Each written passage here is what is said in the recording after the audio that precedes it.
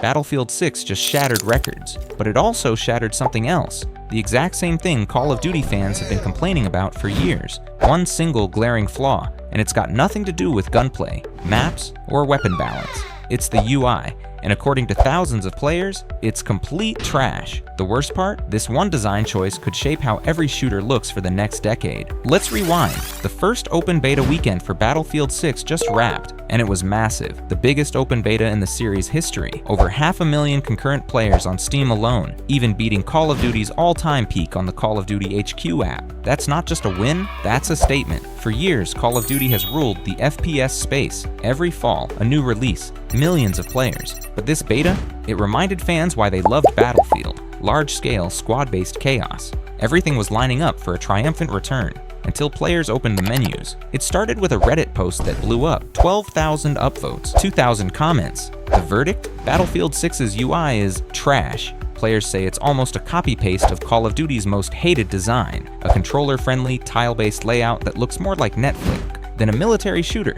If you've played COD since Modern Warfare 2 in 2022, you know. That's when Activision dumped the classic vertical menus for a hub uniting Warzone, multiplayer, and campaign, Call of Duty HQ. It was supposed to be cleaner, simpler, future-proof. Instead, it became one of the most hated changes in franchise history. Activision tried to fix it. Black Ops 6 got a UI update before launch. Still, fans want the old menus back. Now, Battlefield players are in the same boat. Oversized tiles for every mode, great for controllers, slow and clunky with a mouse. The layout? Generic.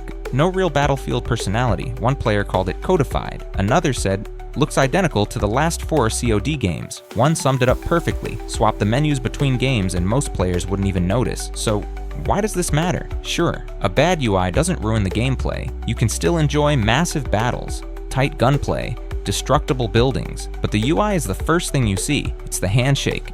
It sets the tone before you've even spawned in.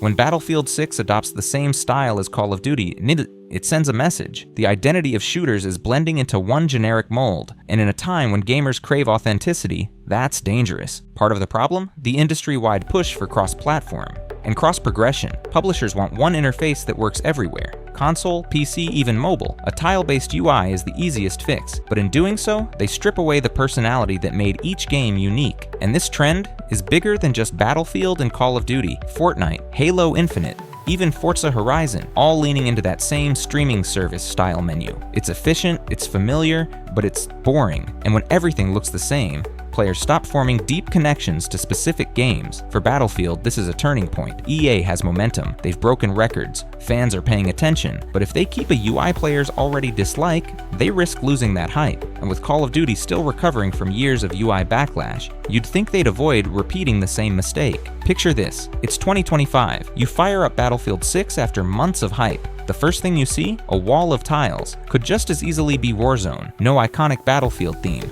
No gritty military vibe.